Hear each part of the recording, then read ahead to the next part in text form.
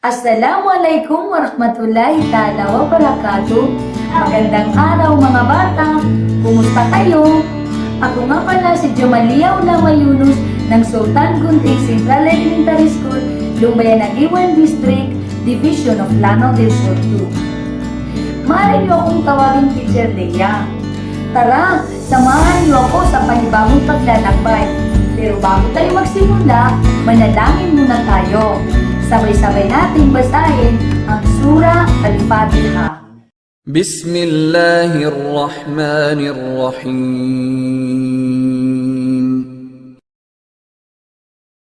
Sa araw na ito, iyong matututuhan ang tungkol sa pagbibigay ng hinuha sa kalalabasan ng mga pangyayari bago, habang at matapos ang pagbasa. Ating alamin kung paano magbigay ng hinuha sa isang kwento at pangyayari na babasahin mo. Narito ang mga layunin. Pagkatapos ng aralin na ito, ikaw ay inaasahang nakaunawa sa mga kwento at pangyayaring binabasa. Nakasasagot sa mga tanong tungkol sa kwento at pangyayaring binasa. At nakapagbibigay ng mga hinuha sa kalalabasan ng mga pangyayari bago, habang at matapos ang pagbasa. Mga bata, bago tayo tutungo sa ating paglalakbay, ay subukin niyo muna ang inyong mga nalalaman sa paghinuha ng isang pangyayari. Alam niyo ba ang kantang "Ako ay may lubo"? Siguro naman alam niyo yun, di ba? Tara, kantahin natin at pagkatapos, sagutin niyo ang mga itatanong ko.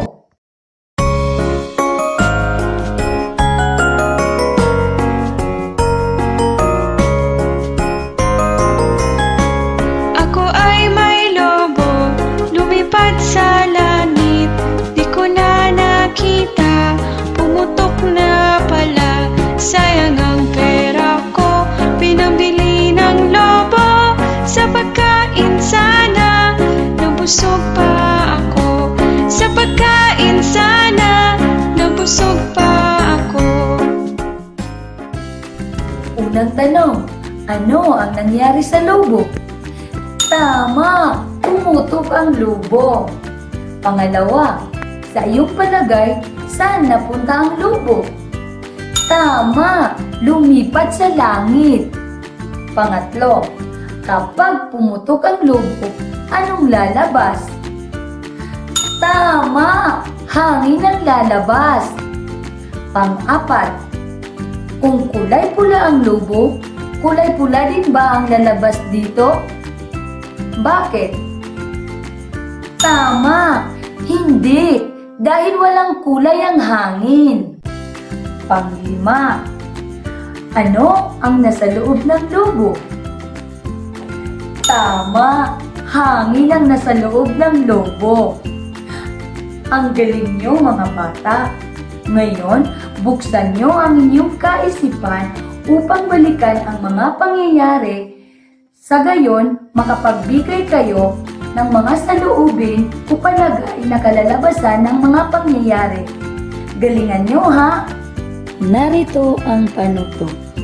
Basahin ang mga lipunang mga salita sa hanay A at hanapin sa hanay B ang maaaring kalalabasan ng mga pangyayari.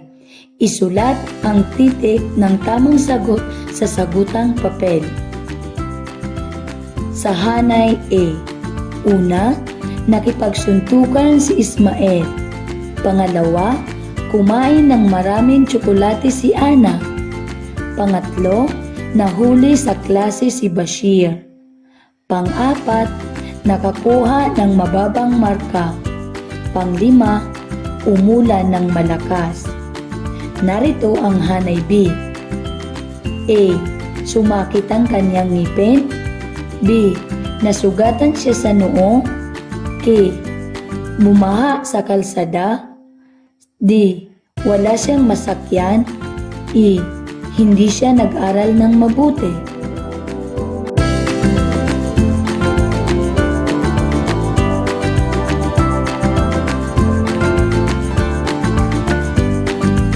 Dahil napakahusay ng bata, ating tutuklasin kung paano magbigay ng hula sa mga pangyayari. Makinig kayo ha! Ang kagubatan. Ang mga kagubatan ay unti-unting nakakalbo. Walang ingat ang ginagawang pagpuputol sa mga puno. Patuloy ang pagsasagawa ng sistemang kaingin. Patuloy ang pagsunog ng mga kainginyero sa kagubatan. Ginawa nila itong lupang mapagtataniman. Unti-unting gumuguho at nawawala ang matabang lupa. Dahil dito, wala nang makapitan ang mga sumisipsip sa tubig sa kabundukan kapag umuulan. Napipigil nito ang pagbuho ng lupa at pagbaha sa mababang lugar. Dapat tayong makiisa sa pananatiling malinis at luntian ng kapaligiran. Labanan ng polusyon sa tubig at hangin. Isipin ang mundo at ang kalagayan ng susunod na salinlahi. Iligtas natin ang ating kalikasan upang matamo ang pinapangarap na mundo sa hinaharap. Unang tanong. Kung patuloy ang pagsunog ng mga kainginyero sa kagubatan, ano ang mangyayari sa kagubatan? Makakalbo ang gubat. Pangalawa, ano ang mangyayari kung wala nang makapitan ang mga ugat ng puno? Guguho ang lupa. Pangatlo, ano ang dahilan at unti-unting nakakalbo ang mga gubat? Dahil sa mga taong nagtutruso at nagkakainggin.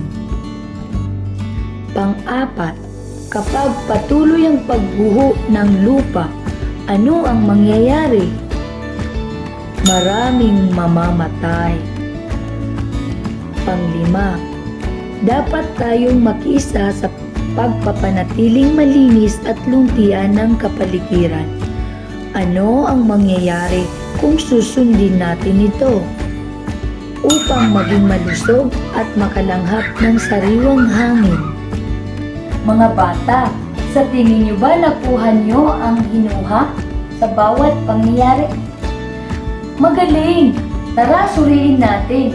Basahin natin ang sitwasyon at pag-aralan ang pagbibigay ng hula o palagay. Galing probinsya ang pamilya ni Aneka. Bagong salta pa lamang sila sa Maynila. Wala siyang kakilala. Ano kaya ang gagawin ni Aneka? Sa binasamong pangyayari at sitwasyon, nakapagbigay ka ba ng makabuluhang palagay o hula? Paano ka nakapagbigay ng hinuha? Sariling opinyon mo ba o may basihan ka?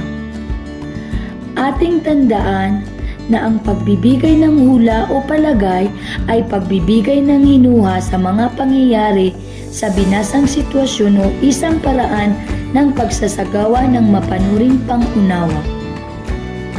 Mga bata, ating panalawakin ang inyong kaalaman sa pamamagitan ng pagsagot ng tamang hinuha sa pangyayari sa sitwasyong ilalahan. Isulat mo ang sagot sa sagutang papel. Husayan niyo ha! Gumising ng maaga si Khalil.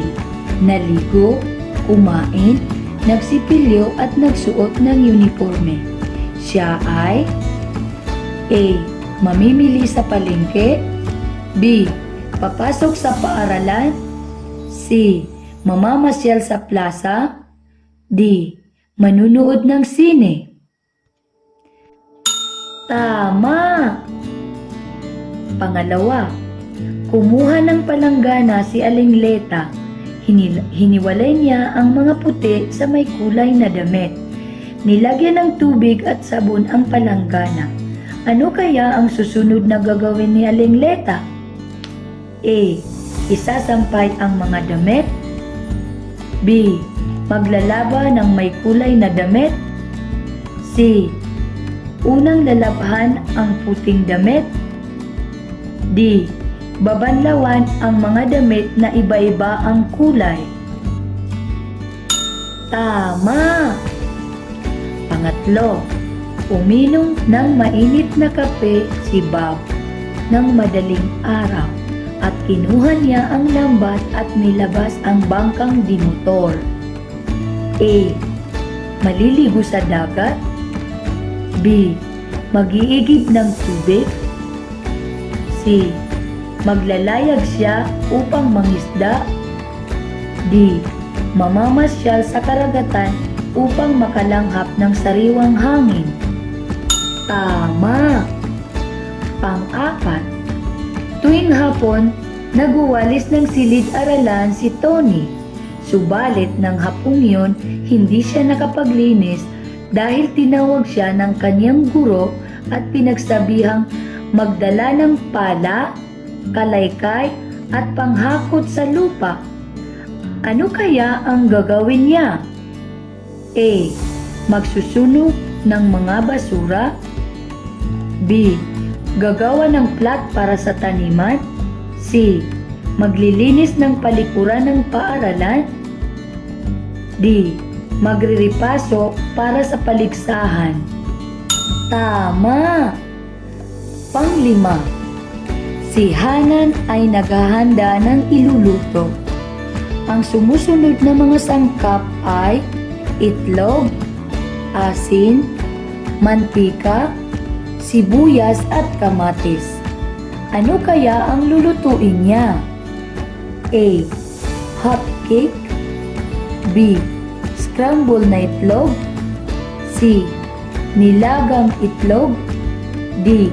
Sunny side up na itlog. Tama!